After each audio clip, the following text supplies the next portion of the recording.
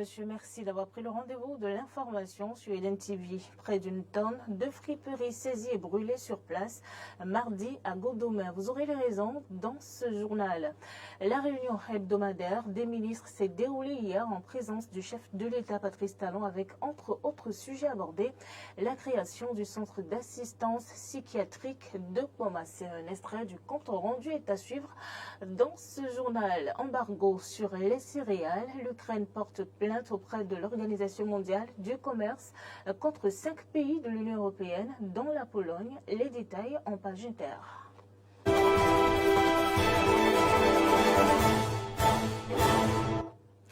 Le Conseil des ministres s'est réuni hier sous la présidence du chef de l'État Patrice Talon. Plusieurs décisions ont été adoptées, dont la création du centre d'assistance psychiatrique de Pomassé et approbation de ses statuts. Je vous invite à suivre ici un extrait du compte rendu du secrétaire général adjoint et porte-parole du gouvernement, Wilfried Léandre Rumouji. Au chapitre des mesures normatives, ont été adoptés sous cette rubrique les décrets portant approbation des statuts de l'Agence nationale d'aménagement du territoire, approbation des statuts modifiés de l'Agence de développement des arts et de la culture et nomination des membres de son conseil d'administration, approbation des statuts modifiés de l'Agence nationale des patrimoines touristiques, création du centre d'assistance psychiatrique de Pomassé et approbation de ses statuts, nomination de commissaire aux comptes près le service d'aide médicale d'urgence et près la Chambre des métiers de l'artisanat du Bénin. Au titre des communications, en point 1, agrément de société au Code des investissements. Le Conseil a approuvé les demandes de 3 sociétés sollicitant le bénéfice des dispositions incitatives du régime B du Code des investissements pour le développement de leurs activités. Il s'agit de Machi Sarl, pour son projet d'installation et d'exploitation d'une unité de production d'huile de palmiste à usage cosmétique dans la zone industrielle de Semekoji. Sonimex FB Sarl, pour l'installation et l'exploitation d'une ligne de laminage à chaud dans le cadre de la fabrication de fer à béton à partir de la ferraille recyclée dans la zone industrielle de Semekoji. Industrie béninoise de granit et services, IBGS-SA, en vue de son projet d'ouverture et d'exploitation d'une carrière de concassage de roches dans l'arrondissement de Dan, commune de Djidja. Les facilités ainsi offertes aux dites sociétés induiront la création d'environ 300 emplois permanents, le renforcement du tissu industriel et une plus-value pour l'économie nationale. En point 2, implémentation de la phase pilote de l'initiative des classes socio-éducatives dans 20 collèges d'enseignement général. Elle contribuera à terme à la réalisation de l'un des objectifs du Plan national de développement sur la période 2018-2025, visant l'avènement d'un capital humain sain, qualifié et compétitif. Ainsi, les classes socio-éducatives se veulent des cours d'éducation familiale et sociale qui abordent divers domaines de la vie, au nombre desquels le leadership, l'estime et l'affirmation de soi, la santé sexuelle et reproductive, la protection de l'environnement à travers les éco-réflexes. Ces cours intègrent également des thématiques comme le comportement citoyen, le civisme, l'esprit patriotique, la prévention de certains fléaux sociaux tels que les dérives comportementales, la cybercriminalité, etc. Le Conseil a marqué son accord pour la phase pilote qui démarrera dans les classes de 6e à la rentrée académique 2023-2024 dans 20 établissements d'enseignement secondaire à raison de 10 en milieu urbain et 10 en milieu rural et périurbain répartis dans les 12 départements du pays. Voilà, madame, monsieur, je vous l'annonçais dans les titres. Les abords de l'échangeur de Godomain dans la commune d'Abomey-Calavi, département de l'Atlantique, sont devenus un centre illégal de commerce de toutes sortes, dont la friperie. Cette dernière opération de libération d'espaces publics a préalablement été annoncée par l'État central et les autorités préfectorales. Mardi dernier, les forces de l'ordre ont surpris les vendeurs ambulants de friperie qui jonchent les contournements de l'échangeur de Godomain. Et selon des témoins, c'est au bout de jets de pierres que les policiers se sont retirés. Mais avant ça, ils avaient déjà endommagé le commerce d'une trentaine de vendeurs. À leur dire, il n'y avait pas que de policiers, des civils étaient avec eux aussi mobilisés pour cette opération.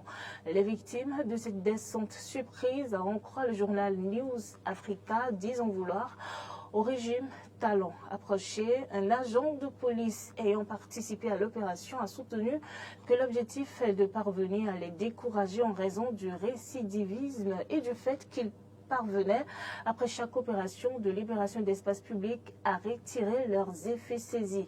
Bien évidemment, a-t-il précisé que cette intervention s'inscrit dans le cadre de l'opération de déguerpissement en cours.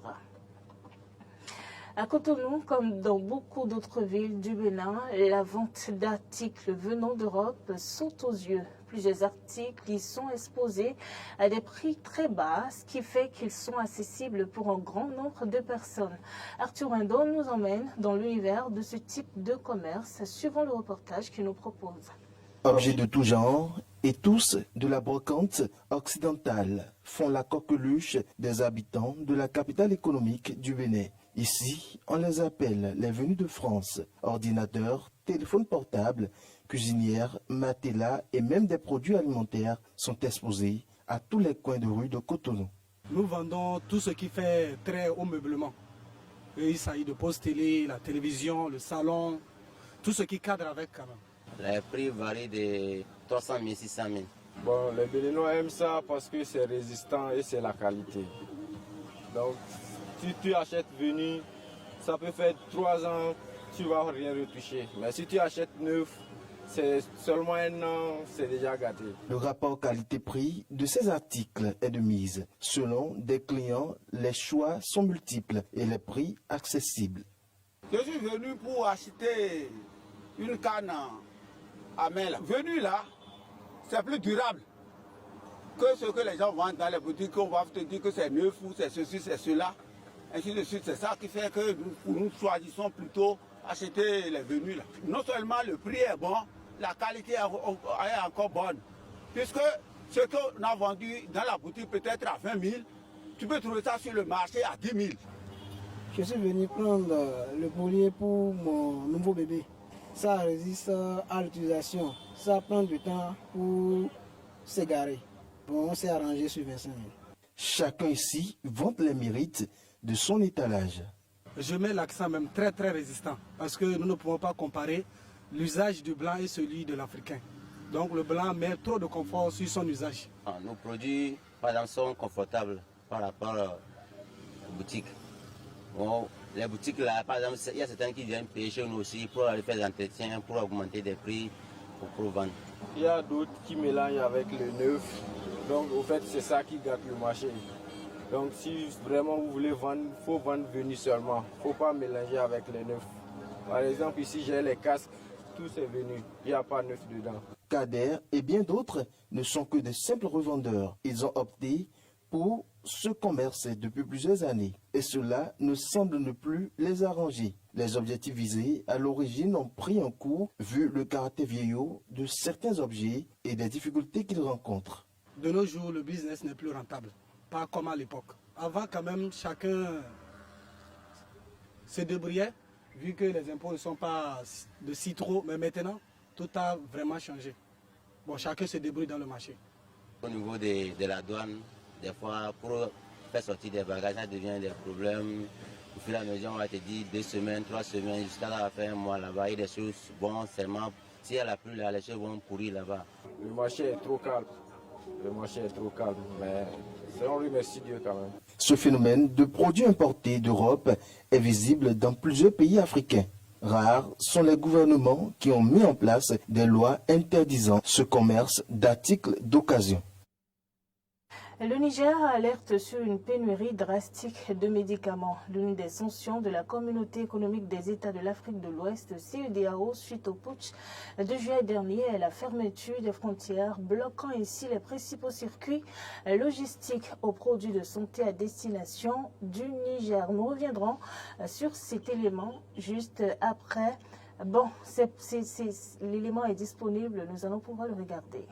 Direct de la capitale nigérienne, Niamey, le Niger connaît une pénurie de médicaments suite aux sanctions imposées par l'organisation régionale de la CEDEAO. Jusqu'à présent, la majeure partie des produits pharmaceutiques étaient acheminés vers le Niger via le port béninois de Cotonou. Il faut le dire, des livraisons qui sont retardées au port de Cotonou ou à la frontière avec plus de 60 conteneurs d'une valeur environ de 4 milliards de nos francs CFA. Et maintenant, nous vivons des périodes très extrêmes et compte tenu, vous savez, des mesures drastiques que la CEDEAO nous a imposées. Il faut rappeler qu'il y a deux voies d'approvisionnement. C'est la voie aérienne et la voie maritime. Et la voie maritime, c'est principalement par le port de Cotonou. Et donc, 80 à 90% des médicaments viennent par la voie maritime qui permet de réduire le coût du médicament. Donc maintenant, franchement, nous vivons des périodes très difficiles et au niveau des grossistes répartiteurs qui, à chaque jour qui passe, le stock de médicaments s'amenuise. Pour trouver un produit, il faut faire souvent de pharmacie en pharmacie. Et là, c'est un casse-tête vraiment. Pour ne pas dire, c'est un casse-tête vraiment nigérien, quoi.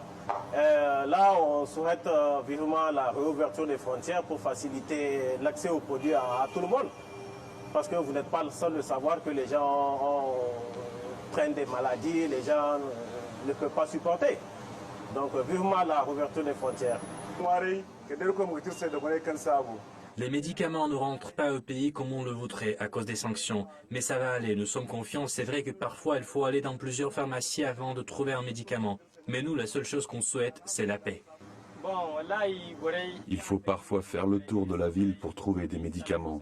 Il y a des pénuries dans les pharmacies.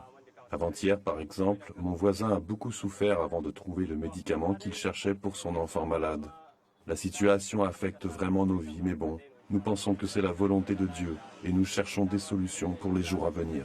La CEDEAO a imposé des sanctions contre le Niger. Le gouvernement nigérien condamne la position de la CEDEAO car aucune situation politique n'a jamais conduit à des sanctions aussi sévères contre des produits humanitaires.